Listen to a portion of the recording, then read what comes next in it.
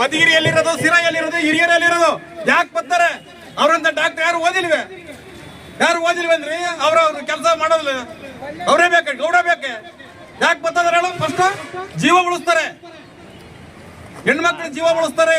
ಆಗಿಲ್ಲ ಅಂದ್ರೆ ನಾನೇ ಕಮಿಷನರ್, DHO ಇವರೇ ನೇರ ಹೊಣೆಗಾರರು. ನಾನು ಸತ್ರು ಪರವಾಗಿಲ್ಲ, ಅವ್ರು ಇಲ್ಲಿ ಇದ್ದು ರೋಗಿಗಳ ಸೇವೆ ಮಾಡ್ಬೇಕು. ಮಾತ್ರ ಯಾವ ಕಾರಣಕ್ಕೂ ಇದಾಗಲ್ಲ. ನಾನಂತೂ ಮಾತಾಡಕ್ ರೆಡಿ ಇದ್ದೀನಿ, ಬರ್ದು ಇಟ್ಟಿದ್ದೀನಿ. ಇದಕ್ಕೆಲ್ಲ ಕಮಿಷನರ್ ಹರ್ಷ ಗುಪ್ತಾ ಅವರೇ ನೇರ ಕಾರಣ. ಮತ್ತೆ ಇದು ಕಾಣದ ಕೈವಾಡ ಏನಿದೆ ಅವ್ರದ್ದೆಲ್ಲ ಲಿಸ್ಟ್ ಬರ್ದಿಕ್ಕಿದ್ದೀನಿ. ಅವರೆಲ್ಲರಿಗೂ ಉತ್ತರ ಕೊಡ್ಲಿ ನಮ್ಮ ಮನೆಗೆ. ವರ್ಗಾವಣೆಯಿಂದ ಕಾಣದ ಕೈಗಳು ತುಂಬಾ ಕೆಲಸ ಮಾಡ್ತಿದ್ದಾವೆ. ಈ ತಾಲೂಕಿನ ಜನತೆಗೆ ಅವ್ರ ಸೇವೆ ತುಂಬ ಅತ್ಯಗತ್ಯವಾಗಿತ್ತು. ಮುಂದಿನ ಸಹ ಅವ್ರ ಸೇವೆ ತುಂಬ ಅತ್ಯಗತ್ಯವಾಗಿದೆ. ನಮ್ಮ ಸುತ್ತಮುತ್ತ ತಾಲೂಕಿನ ಮಧುಗಿರಿ ಆಗಿರ್ಬೋದು, ಮಡಕ್ಷಿರ ಆಗಿರ್ಬೋದು, ನಮ್ಮ ಶಿರಾ ತಾಲೂಕಿನ ಜನತೆಗೆ ತುಂಬ ಸೇವೆ, ಅದು ಬಡ ಜೀವಿಗಳಿಗಂತೂ ತುಂಬ ಅವರು ಅನುಕೂಲ ಮಾಡ್ತಿದ್ದಾರೆ. ಹಾಗಾಗಿನ ಯಾವುದೇ ಒತ್ತಡಕ್ಕೆ ಮಣಿದೇನೆ ಅವ್ರ ಸೇವೆ ಇನ್ನೂ ನಮ್ಮ ತಾಲೂಕಿಗೆ ತುಂಬ ಸಲ್ಲಿಸಬೇಕಾಗುತ್ತೆ ಅಂತ ಮುಂದೆ ಮಾಡ್ಕೊಂತೀವಿ. ನೇರ ಹೊಣೆಗಾರ DHO ಮತ್ತೆ ಹರ್ಷ ಗುಪ್ತಾ ಕಮಿಷನರ್ ಅವರು. ಇದನ್ನ ದಯವಿಟ್ಟು ಎಲ್ಲ ಇಟ್ಕೊಳ್ಬೇಕು. ಎಲ್ಲರೂ ರೆಡಿ ಇದ್ದೀವಿ. ನಾಳೆ ಈ ವಿಷಯದಲ್ಲಿ ಡಾಕ್ಟರ್ DM ಗೌಡ ಅವ್ರದ್ದು ಕ್ಯಾನ್ಸಲ್ ಆಗಿಲ್ಲ ಅಂದ್ರೆ ಅದೆಷ್ಟು ಜನ ಆತ್ಮಹತ್ಯೆ ಮಾಡ್ಕೊಂತೀವೋ ಅದ್ರ ಬದಲು ನಾನೇನೆ ಒಬ್ಬ ಪೇಷಂಟ್ ಆಗಿ ನಾನು ಈ ಹಾಸ್ಪಿಟಲ್ ಬಂದಿದ್ದೀನಿ. ಆ ಗೌಡ್ರು ಈ ಹಾಸ್ಪಿಟಲ್ಗೆ ಬೇಕೇ ಬೇಕು. ಎಲ್ರಿಗೂ ನಮಸ್ಕಾರ. ನನ್ನ ಹೆಸರು ಮಮತಾ ಅಂತ. ನಾನು ಇನ್ಚಾರ್ಜ್ ನರ್ಸಿಂಗ್ ಆಫೀಸರ್ ಆಗಿ ಶಿರಾ ತಾಯಿ ಮತ್ತು ಮಕ್ಕಳ ಆಸ್ಪತ್ರೆಯಲ್ಲಿ ಕೆಲಸ ಮಾಡ್ತಾ ಇದ್ದೀನಿ. ನಾನು ಡಾಕ್ಟರ್ DM ಗೌಡ ಸರ್ ಜೊತೆಗೆ ಸುಮಾರು 17 ವರ್ಷದಿಂದ ಕೆಲಸ ಮಾಡಿದ್ದೀನಿ. ನಿಜವಾಗ್ಲೂ ಶಿರಾ ತಾಯಿ ಮತ್ತು ಮಕ್ಕಳ ಆಸ್ಪತ್ರೆ ಒಂದು ತುಮಕೂರು ಜಿಲ್ಲೆಯಲ್ಲಿ ಒಂದು ಹೆಸರು ಮಾಡಿದ್ದಾರೆ ಅಂದರೆ ಅದಕ್ಕೆ 100% ಡಾಕ್ಟರ್ DM ಗೌಡ ಸರ್ ಅವರಿಂದನೇ ಮಾತ್ರ ಸಾಧ್ಯ. ಯಾಕಂತಂದರೆ 2023ರಲ್ಲಿ ನಮ್ಮದು ಸರ್ದು ಎಲ್ಲ ಲೀನ್ ಈ ಕಡೆ ತಾಯಿ ಮತ್ತು ಮಕ್ಕಳ ಆಸ್ಪತ್ರೆ ಸಪ್ರೇಟಾಗಿ ಲೀನ್ ಶಿಫ್ಟ್ ಆಯಿತು. ಆ ಒಂದನ್ನ ಟ್ರಾನ್ಸ್ಫರ್ ಲಿಸ್ಟಲ್ಲಿ 2000 ಲೀನ್ ಶಿಫ್ಟ್ ಆಗಿರೋದು ಮೆನ್ಷನ್ ಆಗಿಲ್ಲ. ಇಷ್ಟು ಚೆನ್ನಾಗಿ ಒಂದು ತಾಯಿ ಮರಣ ಆಗಲಿ, ಶಿಶು ಮರಣ ಆಗಲಿ ಅಷ್ಟು ವರ್ಷಗಳಿಂದ ಸುಮಾರು ಯಾವುದೇ ಸಂಭವಿಸಿಲ್ಲ. ಅದಕ್ಕೆಲ್ಲ ಕಾರಣ ಡಾಕ್ಟರ್ DM ಗೌಡ ಸರ್. ನಾನು ಸಹಾಯಕ ಆಡಳಿತಾಧಿಕಾರಿಗಳಾಗಿ ತಾಯಿ ಮತ್ತು ಮಕ್ಕಳ ಆಸ್ಪತ್ರೆ ಶಿರಾ ಇಲ್ಲಿ ನವೆಂಬರ್ 22ರಿಂದ ಮೇ 24ರವರೆಗೆ ವಾರದಲ್ಲಿ 3 ದಿವಸ ಕೆಲಸ ಮಾಡ್ತಿದ್ದೆ.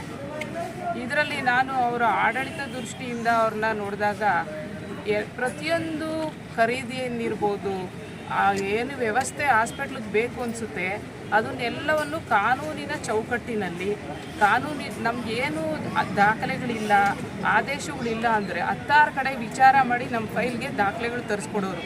ಇಂಥ ಆದೇಶದಂತೆ ಇದು ಮಾಡ್ಬೋದು. ಆದೇಶ ಬಿಟ್ಟು ಯಾವುದನ್ನೂ ಮಾಡ್ತಿರ್ಲಿಲ್ಲ ಅವರು. ಜೊತೆಗೆ ರೇಟು ಯಾವ ಕಾರಣಕ್ಕೂ 16 ರೇಟ್ ವಿಚಾರಿಸೋರು, ಕ್ವಾಲಿಟಿ ನೋಡೋರು. ರೇಟು ಮತ್ತು ಕ್ವಾಲಿಟಿಗೆ ಯಾವತ್ತೂ ಕಾಂಪ್ರಮೈಸ್ ಆಗ್ತಾರೆ. 7 ವರ್ಷದಿಂದ ಶಿರಾ ಮತ್ತು ಇಲ್ಲಿ ಕೆಲಸ ಮಾಡಿದ್ದೀನಿ. ಸರ್ ಜೊತೆಗೂ ತುಂಬ ವರ್ಷದಿಂದ ಕೆಲಸ ಮಾಡಿದ್ದೀನಿ. ಸರ್ ಬಗ್ಗೆ ಹೇಳೋದಾದರೆ ಅವರೊಬ್ಬ ಮಾದರಿ ವ್ಯಕ್ತಿಯಾಗಿ ಇಲ್ಲಿ ಸರ್ವಿಸ್ ಕೊಟ್ಟಿದ್ದಾರೆ. ಅವರು ಎಲ್ಲ ಹೊಸದಾಗಿ ಬಂದವರಿಗೆ ನಮಗೂ ಸಮೇತ ಎಲ್ಲ ಕೆಲಸ ಹೇಳ್ಕೊಟ್ಟು ಕೆಲಸ ಕಲಿಸಿ ಎಲ್ಲ ಇಲ್ಲಿ ಕೆಲಸ ನಿರ್ವಹಿಸ್ತಿದ್ರು. ಈಗ ಯಾರೇ ಹೊಸದಾಗಿ ಬಂದ್ರೂ ಅವರಿಗೆ ಮೊದಲಿಂದಲೂ ಎಲ್ಲ ತರಬೇತಿಗಳನ್ನ ಕೊಟ್ಟು ಎಲ್ಲ ಕೆಲಸ ಹೇಳಿಕೊಟ್ಟು ಇಲ್ಲಿ ಕೆಲಸ ಮಾಡೋ ಥರ ಮಾಡಿದ್ದಾರೆ. ಅವರಿಂದ ಯಾರಿಗಾಗಲಿ ದೈಹಿಕವಾಗಿ ಮಾನಸಿಕ ತೊಂದರೆ ಅಂಥದ್ದೆಲ್ಲ ಎಂದೂ ನಡೆದಿಲ್ಲ. ಇಲ್ಲಿಲ್ಲ ಎಲ್ಲ ಸಿಬ್ಬಂದಿಗಳದ್ದು ಒಂದೇ ಇದು ಅಂದರೆ ನಮಗೆ ಸರ್ರೇ ಬೇಕು ಅನ್ನೋದು. ಮತ್ತು ಅವರು ಕೆಲಸ ನಿರ್ವಹಿಸೋಕ್ಕೆ ಶುರುವಾದಾಗಿಂದ ರಾಷ್ಟ್ರೀಯ ಗುಣಮಟ್ಟದ ಕಾರ್ಯಕ್ರಮಗಳಾದ ಲಕ್ಷ್ಯ, ಕಾಯಕಲ್ಪ, NQS ಎಲ್ಲದರೊಳಗೂ ಉತ್ತಮ ಅಂಕ ಪಡ್ಕೊಂಡು ಎಲ್ಲದರೊಳಗೂ ಮೊದಲಿಗರಾಗಿದ್ದೀವಿ ಅಂತ ಹೇಳೋಕ್ಕೆ ಹೆಮ್ಮೆ ಪಟ್ಟು. ಡಾಕ್ಟರ್ ಸ್ನೇಹ ಅಂತ ಅರವಳಿಕೆ ತಜ್ಞರು. ಇವಾಗ ಮೇಡಮ್ ಹೇಳ್ದಂಗೆ ಮತ್ತು ಶೋಭಾ ಮೇಡಮ್ ಹೇಳ್ದಂಗೆ ಸರ್ದನ್ನ ಟ್ರಾನ್ಸ್ಫರ್ ಲಿಸ್ಟಲ್ಲಿ ಹೆಸರು ಬಂದಿದೆ, ಲಾಂಗ್ ಸ್ಟ್ಯಾಂಡಿಂಗ್ ಅಂತ ಹೇಳಿ. ನಾನು ಶಿರಾಕ್ಕೆ ಬಂದಾದಮೇಲೆ 2023ರಲ್ಲಿ ಸರ್ ಜೊತೆಗೆ ನಮ್ಮ ಜೊತೆಗೆ ಇನ್ನೂ 3 ಜನ, ಒಟ್ಟು 4 ಜನದ್ದು ಸಾರ್ವಜನಿಕ ಆಸ್ಪತ್ರೆಯಿಂದ ತಾಯಿ ಮತ್ತು ಮಕ್ಕಳ ಆಸ್ಪತ್ರೆಗೆ ಸಪ್ರೇಟ್ ಹಾಸ್ಪಿಟ್ಲ್ ಅಂತ ಹೇಳಿ ಲೀನ್ ಶಿಫ್ಟ್ ಆಗಿತ್ತು. ಸೊ ಹಾಗಾಗಿ ಈ ಹಾಸ್ಪಿಟ್ಲಿಗೆ ಕನ್ಸಿಡರೇಷನ್ ಪ್ರಕಾರ 2 ವರ್ಷದಿಂದ ಇಲ್ಲಿ ತಾಯಿ ಮತ್ತು ಮಕ್ಕಳ ಆಸ್ಪತ್ರೆಯಲ್ಲಿ ನಾವು ವರ್ಕ್ ಮಾಡ್ತಾ ಇದ್ದೀವಿ.